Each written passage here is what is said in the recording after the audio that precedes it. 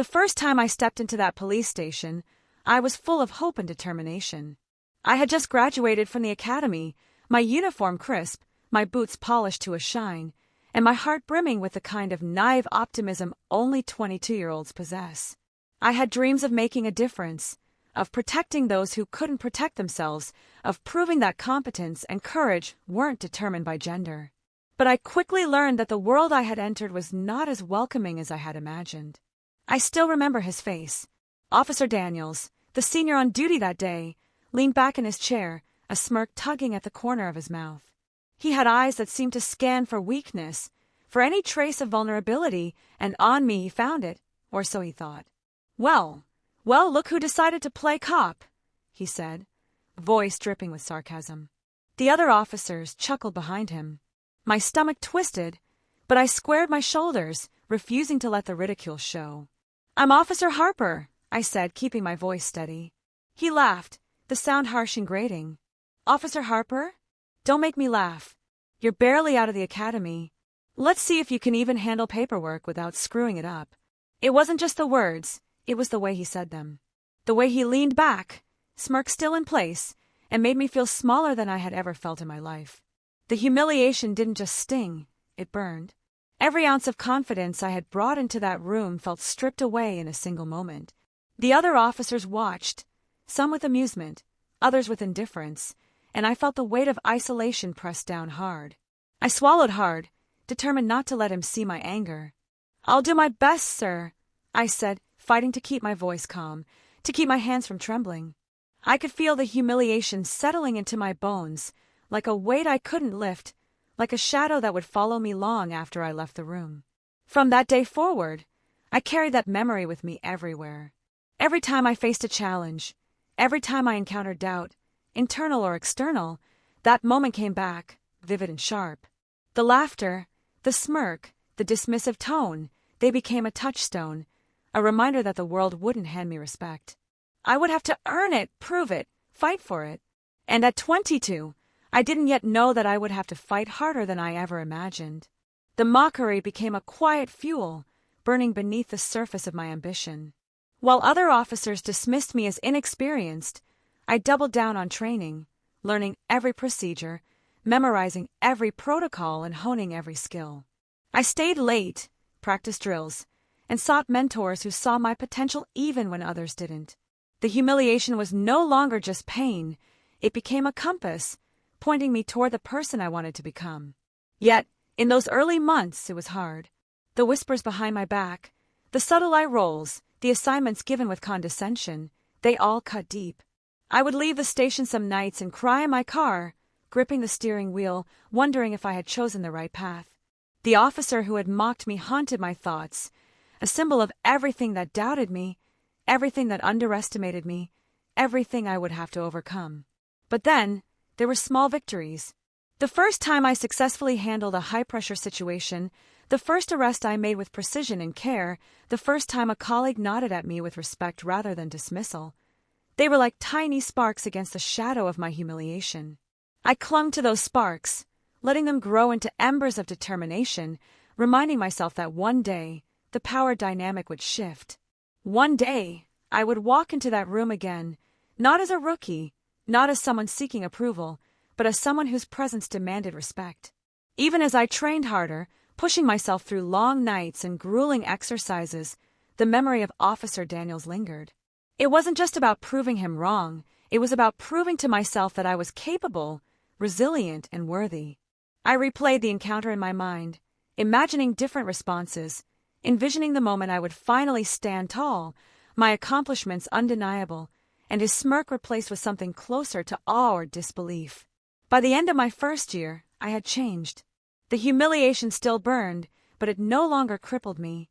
It had become a tool, a weapon forged from my own perseverance.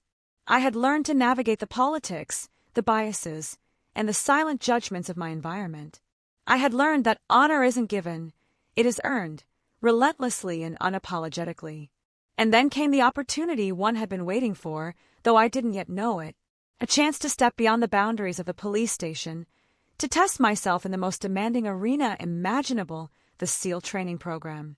The moment I applied, I knew it would be the ultimate challenge, the crucible where my skills, my courage, and my resilience would be pushed to the limit.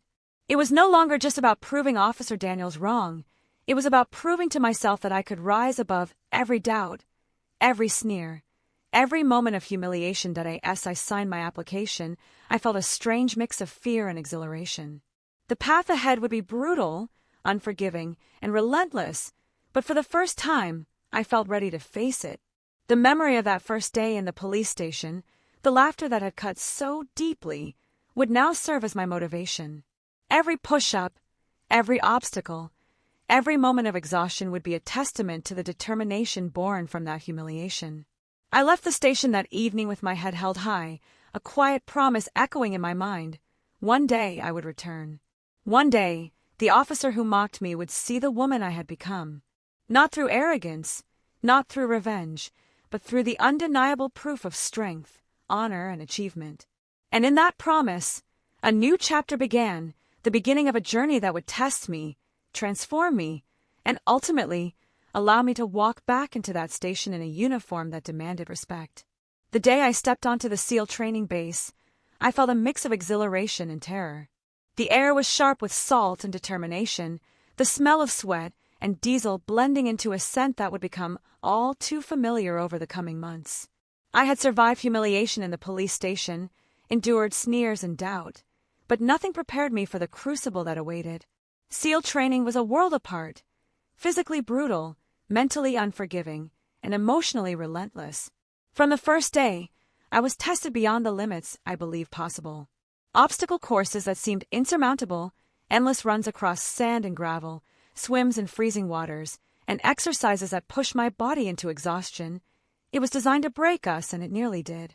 My muscles burned, my lungs ached, and my mind screamed for reprieve, but giving up was never an option.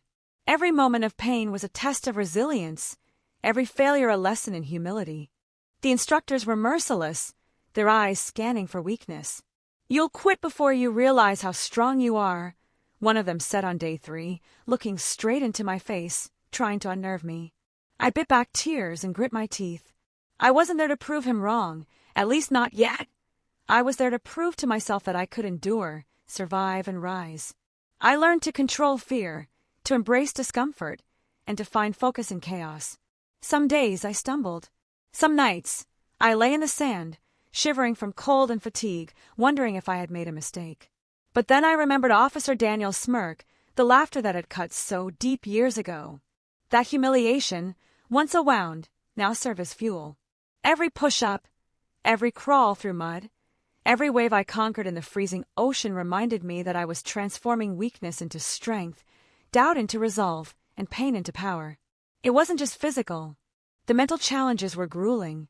We were pushed to make decisions under extreme pressure, tested for our problem-solving skills when our bodies were on the verge of collapse, and forced to rely on teamwork under conditions that would break most people. At first, I faltered. I questioned my judgment. I doubted my abilities, and I feared letting my team down. But slowly, I learned to trust myself, to trust my training, and to embrace the discomfort as a necessary path to growth. Sleep deprivation became a constant companion. Some nights, we would be forced to navigate treacherous waters in total darkness, relying solely on instinct and guidance from our instructors. My body screamed for rest. My mind threatened to crumble, but I pressed on. Each moment of exhaustion taught me discipline. Each challenge sharpened my focus, and each victory, no matter how small, reinforced the truth. Resilience is forged in adversity, not comfort. I watched as some trainees quit, unable to endure the relentless grind. Their departures were a mixture of relief and envy, a reminder that strength is often measured not by talent or skill, but by the refusal to surrender. For me, quitting had never been an option. The humiliation of my past, the doubt cast upon me by others, and the fire of ambition demanded that I endure. I clung to every lesson, every correction, and every moment of failure, knowing that they were shaping the woman I was becoming. There were moments of unexpected kindness and mentorship, too. A senior SEAL who had seen countless trainees falter took me aside one day, offering advice I would carry for life. "Pain is temporary," he said, voice calm and steady. "What lasts is the strength you build when you endure it." You're here because you can handle it, not because it's easy. Remember that when the world tries to break you." Those words resonated deeply, intertwining with the memory of mockery from years past, reinforcing my resolve. By the third month, the transformation was undeniable. My body had adapted to levels of exertion I once thought impossible. My mind had learned to compartmentalize fear, doubt, and fatigue. My confidence, once fragile and uncertain, now radiated in every movement, every decision, and every glance. I was no longer the young officer timidly navigating a dismissive police station. I was a SEAL, forged in fire, unyielding, and ready for whatever challenges lay ahead. Yet, the most profound change was internal. The humiliation I had endured, both in the police station and in the early days of training, had become a source of power. I had learned that strength is not simply physical, it is emotional, mental, and moral. It is the ability to rise after every fall, to confront fear without flinching, and to claim one's worth in a world eager to dismiss it. SEAL training did more than build my muscles or endurance. It built character, resilience, and unshakable self-respect. I remember the day we completed the infamous Hell Week, a test of endurance, willpower, and teamwork. We had pushed through sleep deprivation, brutal physical challenges, and mental torment for 5 continuous days. When I stood at the finish line, utterly exhausted, soaked to the bone, and shivering uncontrollably, I realized I had survived. I had conquered not just the exercises, but the lingering echoes of doubt and humiliation that had haunted me since that police station. I was stronger than I had ever imagined. The lessons of Hell Week, and every challenge before and after, would stay with me forever. I had learned to trust my instincts, to rely on discipline, to endure discomfort, and to rise above those who doubted me. More importantly, I had learned that the judgment of others, the laughter of a mocking officer, or the sneers of skeptics could never define my worth. My actions, resilience, and integrity were the measures that truly mattered. By the time I graduated from SEAL training, I had transformed entirely. I carried with me not just a uniform or a title, but an identity forged in challenge and determination. I had endured what few could imagine, conquered my inner doubts, and turned humiliation into power. And deep in my heart, I knew that one day, the woman who had left that police station feeling small and dismissed would return, stronger, unshakable, and ready to reclaim the respect she had always deserved. Graduating from SEAL training felt like stepping out of a furnace into the real world, scorched, hardened, and transformed. But the battles that awaited me were far from glamorous. Combat missions, deployments, and covert operations demanded everything I had learned, yet each victory was often invisible, unrecognized, and in many ways, deeply isolating. The humiliation I had endured as a young officer in that police station still echoed, amplified now by the enormity of responsibility I carried. Out there, failure could cost lives, not just pride. The first deployment hit me like a tidal wave. We were inserted into a hostile region under cover of darkness, navigating through unforgiving terrain, every step measured, every sound amplified. The adrenaline surged, but so did doubt, old ghosts from my past whispering questions I refused to answer. Could I handle this? Would I falter like I had in my early days as a police officer? Was the world going to mock me again, now in ways I could not escape? I quickly realized the battles I faced were not only external, they were profoundly internal. Every mission, every operation, tested not just my skill but my mind and soul. Sleep deprivation, fear, and the constant presence of danger eroded comfort, leaving a raw edge in every decision I made. It wasn't just enemy forces that I had to outmaneuver, it was self-doubt, fatigue, and the lingering scars of ridicule that had followed me for years. During one mission, we were tasked with rescuing hostages from a heavily fortified compound. The plan was precise, rehearsed, and fraught with peril. Yet in the midst of execution, unforeseen complications arose. A collapsed wall, miscommunications, and the faintest whisper of panic.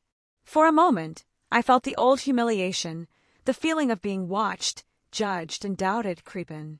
But this time, there was no officer to mock me. The only audience was my team, and they depended on my composure, my decisions, and my courage. I swallowed fear, recalibrated the plan, and led with the confidence that had been forged in months of brutal training. The mission succeeded, the hostages were safe, and yet the victory was quietly swallowed by the shadows. Few knew of the risk, even fewer understood the stakes. Back at base, the invisible battles continued. The camaraderie of the team was strong, but the pressures were constant. I had to maintain peak performance, ensure the safety of others, and navigate the subtle politics of a world that often questioned my presence, not because I lacked competence, but because I was a woman in a space still dominated by old biases. Every success was measured against skepticism, every failure magnified beyond its reality. The echoes of Officer Daniel's laughter seemed almost prophetic at times, reminding me that the world rarely offers acknowledgement without demand. And yet, there were moments of triumph that only I could fully appreciate. A successful reconnaissance mission, a perfectly executed dive under extreme conditions, the calculated decision that prevented casualties, all of these became quiet victories. They were the invisible markers of skill, courage, and determination. I began to understand that honor is not about applause. It is about integrity, consistency, and the unwavering pursuit of excellence, even when recognition is absent. The psychological toll, however, was relentless. Nights were haunted by images of danger, of missions gone wrong, of lives in my hands. The humiliation of being doubted, dismissed, or underestimated followed me even into the most intimate moments of solitude. I found myself questioning every choice, analyzing every failure, wondering if the world would ever truly recognize the price paid for resilience. There were days when despair threatened to overtake determination, when exhaustion blurred the lines between fear and courage.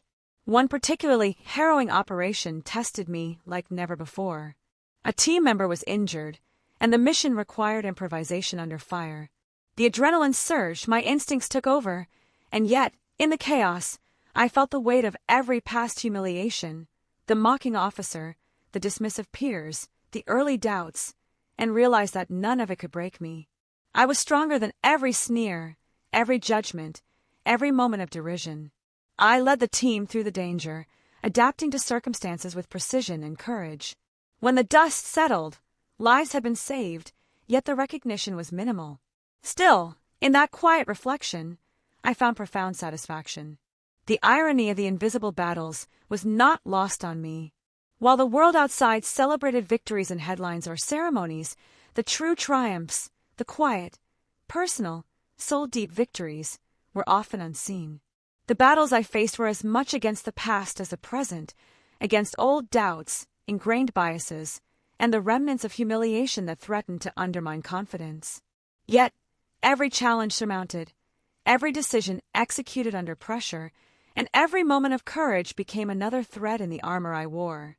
Throughout it all, I carried the memory of that mocking officer. His words, once a source of pain, had become a measure of my journey. Each time I doubted myself, I remembered his smirk and the laughter that had pierced my confidence. It was no longer a wound, it was a barometer, a reminder of the distance I had traveled and the person I had become. The humiliation had transformed into fuel, propelling me forward when every fiber of my being wanted to surrender. Even in the quiet moments, long nights staring at the stars from foreign lands, moments of reflection after missions, I acknowledged the magnitude of the journey. I had endured training that broke me, missions that tested me, and invisible battles that threatened to consume me. And yet, I had survived, adapted, and thrived. The woman who had walked into that police station years ago, head held high but heart uncertain, had transformed into someone unrecognizable even to herself, resilient, capable, and utterly unshakable. And as I prepared for the next phase, the eventual return to the world that had once mocked me, I understood the truth. The battles no one sees are often the ones that define us the most. The humiliation, the sleepless nights, the invisible victories, they were all threads in a tapestry of perseverance, courage, and honor. And soon, the world that doubted me would witness not just a soldier, but a force forged in fire, resilience, and undeniable truth. The day I returned to my hometown, the air felt different, not heavy with nostalgia, but sharp with anticipation. The streets I had walked as a young, ambitious officer now seemed smaller, quieter, and somehow judgmental. Everything had changed within me, yet the world outside remained almost the same.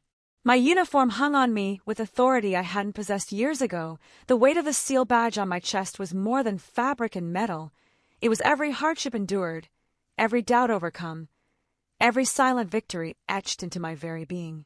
The police station loomed ahead, unchanged in its brick and mortar, yet now, in my mind, it represented something entirely different. I had walked these halls once as a timid young officer, my voice soft and my confidence fragile. I had been belittled, mocked, and dismissed. But today, I walked in with a uniform that demanded attention, with the quiet power of experience and skill, and the invisible armor of every trial I had survived. As I stepped through the doors, the familiar scent of the station hit me. Aged leather, polished linoleum, and the faint aroma of coffee that had fueled countless early mornings. The officers glanced up, some curious, some indifferent, but the moment my boots clicked across the floor, the atmosphere subtly shifted. It wasn't arrogance, it was presence. Every eye in the room recognized, consciously or not, that I was no longer the woman they had once underestimated. And then I saw him, Officer Daniels. He hadn't changed much. Same uniform, same smug posture, but the smirk that had haunted me for years faltered. For a moment, I thought it was impossible that recognition could bring silence, yet it did. His eyes widened, a flicker of something between disbelief and unease crossing his face. The weight of years, of training, of missions, of relentless perseverance, pressed down on that single moment. He could not speak. I approached the front desk, greeting the sergeant with professional courtesy, and could feel the officer's eyes on me the entire time. The hallway, once a place where my confidence had been mocked, now felt like a stage. Every step I took was measured, deliberate, and unassailable. I could sense his internal struggle, the confrontation with reality he had refused to acknowledge for years. He had expected a timid young officer, not a decorated SEAL whose every movement spoke of competence, strength, and undeniable authority. Colleagues I had once known only peripherally now looked at me with a mixture of respect and curiosity. Whispers began to circulate quietly through the station, subtle but unmistakable. The woman who had been underestimated had returned, not to beg for recognition, but to claim the respect that had always been rightfully hers. And yet, I did not approach this moment with malice. My goal was not revenge. It was affirmation, a quiet reclaiming of dignity and honor. The sergeant called me into his office, and as I walked past Daniels, he looked down at his papers, unable to meet my gaze. For years, he had underestimated me, dismissed me, and perhaps even thought that time would bury the memory of my presence. But today, the memory was alive, strengthened by the evidence of years spent mastering every skill, surviving every trial, and emerging triumphant. Inside the office, the sergeant greeted me with genuine respect. "Welcome back," he said, nodding. "I hear congratulations are in order. SEAL accomplishments are not something we see every day around here." His words were formal, but sincere. I felt a quiet satisfaction, an acknowledgement of achievement earned through effort, resilience, and unyielding determination. And then came the moment I had anticipated for years. Officer Daniels was called into the office to deliver a routine report, and our eyes met across the room. There was no smirk, no sarcasm, only silence. He opened his mouth, closed it, and stared. The power dynamic had shifted entirely.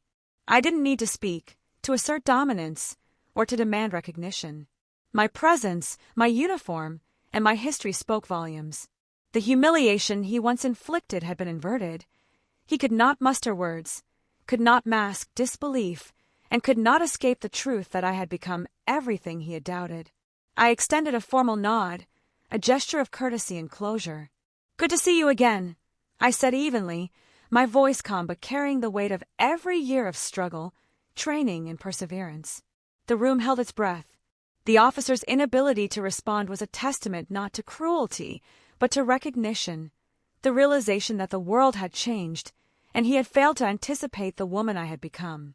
The sergeant continued our meeting, discussing protocols, achievements, and my experience. I contributed with authority, insight, and confidence.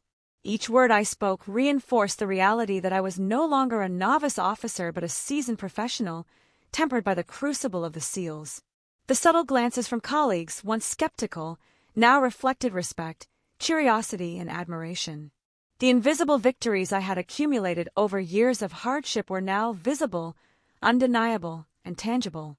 Even as the meeting concluded, I understood the deeper significance of this return. It was more than a personal confrontation. It was a reclamation of dignity, a testament to resilience, and an affirmation that true strength is measured not by those who doubt us, but by the unwavering pursuit of excellence despite them. Officer Daniels would carry this memory of being confronted by someone he had once belittled, transformed into a figure of undeniable authority for the rest of his career. And for me, it was closure, validation, and a quiet triumph that required no spectacle, only presence. Walking out of the office, the station felt different. The hallways were the same, the smells unchanged, yet I moved through them with a new rhythm. My past humiliation had been transformed into fuel, my training had forged resilience, and my return in uniform had delivered a reckoning without words. I had proven not just to Officer Daniels, but to myself, that courage, determination, and integrity could not be silenced, mocked, or diminished. And as I stepped back into the sunlight outside the station, the weight of a SEAL uniform settled comfortably on my shoulders. It was more than a symbol of achievement. It was armor, proof, and vindication. The battles no one sees, the struggles that go unnoticed, and the humiliation endured in silence had all led to this singular moment.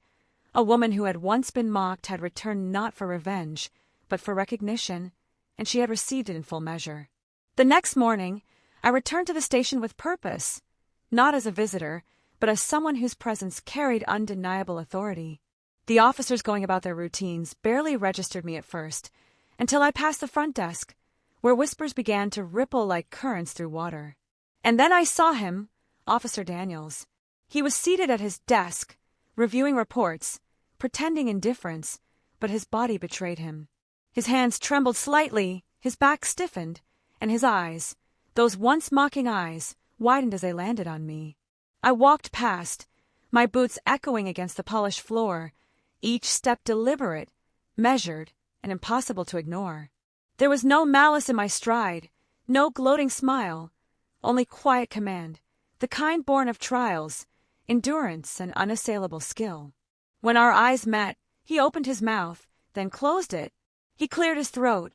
He tried again, and again. The words refused to come. I could see the struggle, the mental gymnastics of someone suddenly confronted with undeniable proof of a misjudgment that had been festering for years.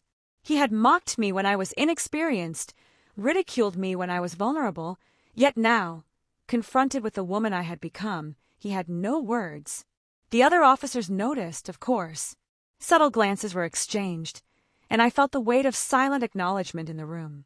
It was a rare moment where the invisible victories of my journey, the years of training, the sleepless nights, the impossible missions, the battles no one witnessed, manifested visibly. Daniel's silence was proof enough. His inability to speak was not just disbelief, it was recognition, whether he wanted to admit it or not. I moved past him to the sergeant's office, where the day's briefing awaited.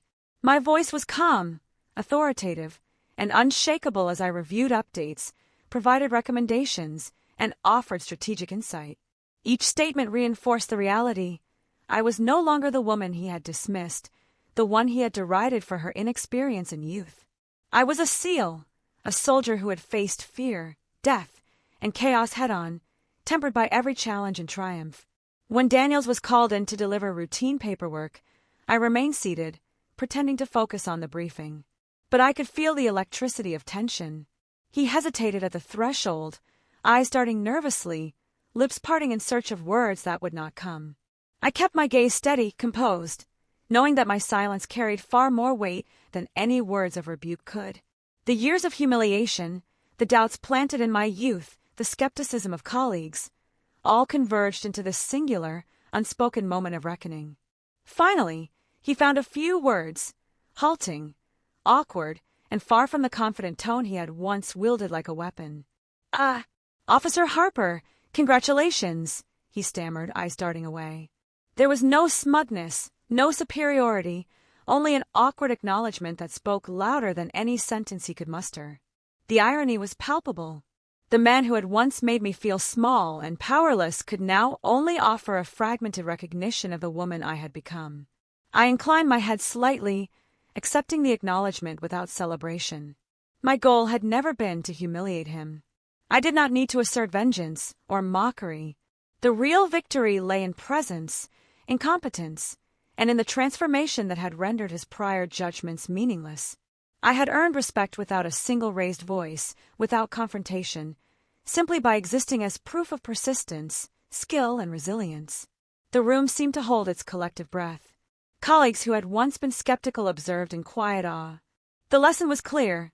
Respect cannot be demanded through intimidation or ridicule. It is earned, quietly, persistently, and undeniably. The officer who had tried to belittle me now faced a truth that could not be argued with, challenged, or avoided. Silence had become my ally, and presence my weapon. I reflected, even then, on the journey that had brought me to this moment. Every grueling day of SEAL training, every sleepless night in deployment, every challenge faced while my abilities were doubted, all had been necessary. Not merely to survive, but to arrive here with authority intact, unshakable confidence, and dignity fully reclaimed. Every bruise, every exhaustion, every moment of self-doubt had been a brick in the foundation of the person I had become. And Daniels, once so sure of his superiority, now realized that the past had no claim over the present. His laughter, his smirks, his condescending words, all had been turned into lessons, fuel for transformation, and markers of how far I had come. He could not erase the years I had spent building strength, nor could he diminish the recognition I had earned through perseverance and excellence.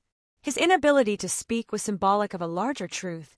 The powerless cannot mock the powerful when that power is forged from experience, resilience, and honor. By the time the meeting concluded, the tension had shifted. Daniels returned to his desk, quieter now, subdued, and perhaps reflective. The power dynamics had irreversibly changed. I had not shouted, I had not demanded respect. I had merely existed as a testament to what hard work, endurance, and courage could achieve. And in that, the humiliation he once inflicted was fully inverted, replaced by quiet acknowledgement and, perhaps, introspection. As I left the office, my boots echoing through the hallways, I understood the full weight of the moment. This was not about proving someone wrong, it was about proving myself right. The journey had been long, fraught with invisible battles and unseen victories, but this confrontation, silent as it was, crystallized everything I had endured. The officer who had mocked me could not speak, could not deny, and could not diminish the undeniable truth of my accomplishments. Walking out of the station that day, the sun felt warmer, the air lighter. The battles I had faced, both visible and invisible, had led to this reckoning. I had reclaimed my dignity, affirmed my worth, and turned past humiliation into unassailable triumph. And though the officer could not voice it, the world had already recognized. The woman he had underestimated had emerged stronger, wiser, and entirely unshakable. The days following my quiet confrontation with Officer Daniels were filled with reflection. The hallway silence, the unspoken acknowledgement, and the subtle shift in the station's atmosphere had left a mark, not on me, but on everyone who witnessed it. Yet, for all the external recognition, the most important reckoning was internal. I had endured years of mockery, grueling training, and missions that tested every ounce of my resolve, and now it was time to understand what all of it truly meant. I walked through the station, observing younger officers, some nervous, some curious, and some clearly skeptical of their own abilities. I saw pieces of myself in their hesitation, the doubt, the fear, the uncertainty. And in that, I realized the most powerful lessons weren't in proving someone else wrong. They were in teaching, inspiring, and guiding those who might one day face the same trials. The badge I wore was more than a symbol of authority. It was a responsibility, a reminder that experience carries the power to shape lives beyond one's own. I began mentoring junior officers, sharing insights not just about tactical skills, but about resilience, discipline, and the courage to stand firm in the face of doubt. I told them about the quiet victories, the moments when no one else is watching, and the times when the world doubts you, yet you press on anyway. I spoke of perseverance, about enduring discomfort and humiliation, and how those experiences, though painful, could forge strength beyond imagination.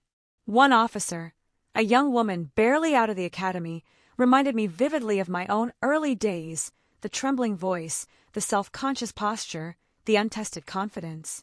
She hesitated to speak during briefings, worried her ideas would be dismissed. I saw the same fear I had once carried, the same memories of being underestimated, and I knew precisely what she needed: guidance, reassurance, and the courage to claim her own space. "You have every right to be here," I told her during one training session, my voice steady and firm. "Your uniform, your training, your presence, they are proof that you belong. Don't let anyone make you doubt that. Not today, not tomorrow, not ever." She nodded, eyes wide, as if absorbing every word, and in that moment, I realized the power of lessons that extend beyond skill, lessons that touch the heart and strengthen the spirit. Beyond mentoring, I reflected on the broader meaning of my journey. The humiliation I had endured at the police station, the grueling SEAL training, and the invisible battles of deployment were all part of a larger narrative. Each moment of adversity had been a test of character, not just of ability. The lessons I carried were simple yet profound. Resilience is forged in struggle, strength emerges from vulnerability, and true honor comes not from recognition but from integrity, perseverance, and courage. I thought of Officer Daniels and the moment he couldn't speak, and I realized that the reckoning was never truly about him. His inability to respond was merely a reflection of the journey I had taken, the battles I had fought, and the transformation I had undergone. True power does not lie in proving someone else wrong. It lies in proving to yourself that you are capable, resilient, and worthy. That realization was far more important than any external acknowledgement. At home, I reflected on the personal cost of this journey. The missions, the deployments, and the relentless pursuit of excellence had left scars, both visible and invisible. Relationships strained, moments of solitude turned into nights of self-doubt, and the weight of responsibility often pressed too heavily on my shoulders. Yet, I also recognized the gifts: unwavering discipline, unmatched confidence, and the ability to navigate the world with clarity and purpose. Every challenge had taught me that hardship, when endured with integrity, becomes a teacher far more powerful than any mentor or instructor. I began keeping a journal, recording lessons learned, reflections on leadership, and insights into human resilience. Each entry was a reminder that honor is not static. It evolves through experience, reflection, and application. I wrote about the invisible battles that define us, the moments of courage that go unnoticed, and the quiet victories that shape the course of our lives. I wrote for myself, but I also wrote for others who might one day face the same trials, hoping that my words could serve as guidance, encouragement, and affirmation. Through mentoring, reflection, and documentation, I realized the true essence of the badge I wore. It was not simply a symbol of authority or achievement. It was a reminder of responsibility, resilience, and the impact one individual can have on a world eager to underestimate them. I understood that the lessons I had learned through pain, perseverance, and triumph were now a legacy I could pass on, a beacon for those who might feel marginalized, dismissed, or doubted. One afternoon, as I oversaw a training exercise, I noticed Officer Daniels observing quietly from a distance. He no longer attempted sarcasm or mockery. His posture was rigid, his gaze respectful, even cautious. I realized that the reckoning extended beyond that moment of silent confrontation. It was ongoing, not just for him, but for anyone who had doubted or underestimated me. My presence, my actions, and my consistent demonstration of skill and integrity serve as a living testament to the power of resilience and honor. As the day ended, I stood outside the station, uniform crisp, boots polished, and mind clear. The lessons behind the badge were not abstract or theoretical. They were lived, embodied, and shared. I had faced humiliation, endured grueling trials, and overcome doubt. And in doing so, I had discovered a truth that transcended any individual conflict. Strength is measured not by who doubts you, but by how unwaveringly you rise above it. And in that moment, I understood the final lesson. The greatest victories are not always recognized. The battles fought in silence often define us most. and the honor we earn through perseverance becomes a guiding light for others. I had reclaimed my dignity, transformed humiliation into fuel, and discovered that the true power of the badge lies not in authority alone, but in the courage to teach, inspire, and endure. The morning sun hit the station with a warm, unwavering light, and for the first time in years, I felt a sense of complete clarity. The battles, both visible and invisible, had passed. The humiliation I had carried, the grueling training, the deployments, the invisible victories, and the quiet confrontations all converged into one undeniable truth. I was unshaken. Every step I took from here on out was informed not by doubt, fear, or the judgment of others, but by the steadfast confidence of a woman who had endured, survived, and prevailed. Walking through the station that day, I noticed subtle changes that mirrored my own transformation. Colleagues greeted me with respect without hesitation. Junior officers carried themselves with more confidence, inspired by the mentorship I had offered over the past months. Even Officer Daniels, once the embodiment of ridicule and doubt, maintained a quiet acknowledgement in his demeanor. I realized that true closure was not about vengeance, it was about transformation, and the ripple effect that personal growth can have on the world around you. I reflected on the long, difficult journey that had brought me here. I remember the day I first walked into that police station, brimming with ambition yet stripped bare by mockery. I remembered the relentless grind of SEAL training, the endless missions that tested every fiber of my being, and the silent victories that went unnoticed. Each challenge had been a stepping stone, each failure a lesson, each moment of doubt a test of resilience. The humiliation I once felt had become a source of fuel, and now it had been transformed into strength, leadership, and inspiration. As I moved past the familiar hallways, I thought about the young officers who looked to me for guidance. I knew that some of them would face moments of doubt, criticism, or even ridicule. I also knew that they would remember what they saw in me, the composure, the strength, the unwavering dedication to honor. It struck me that the lessons I had learned extended beyond my own life. They had become a living legacy, a demonstration of courage and resilience that would influence the next generation. That afternoon, I was called into a briefing with senior staff to discuss new protocols and upcoming initiatives. As I spoke, outlining strategies and sharing insights drawn from years of high-stakes missions, I realized that my voice carried weight. My words were respected, my judgment trusted, and my perspective sought. The transformation from the young officer who had once been mocked to the woman commanding respect was complete, and yet, it was not about recognition, it was about impact. Every lesson I imparted, every decision I guided, and every action I took could help others navigate their own battles, both visible and invisible. Later, as I sat in my office, I took a moment to reflect quietly. I thought about the person I had been, the timid, uncertain officer vulnerable to ridicule, and I marveled at the distance I had traveled. The journey had not been easy. It had demanded physical endurance, emotional resilience, and mental fortitude beyond what I had imagined possible. Yet every challenge had shaped me into someone stronger, wiser, and unshakable. I understood now that closure was not a single moment. It was the culmination of countless moments of perseverance, reflection, and courage. I also thought of Officer Daniels, the embodiment of early humiliation.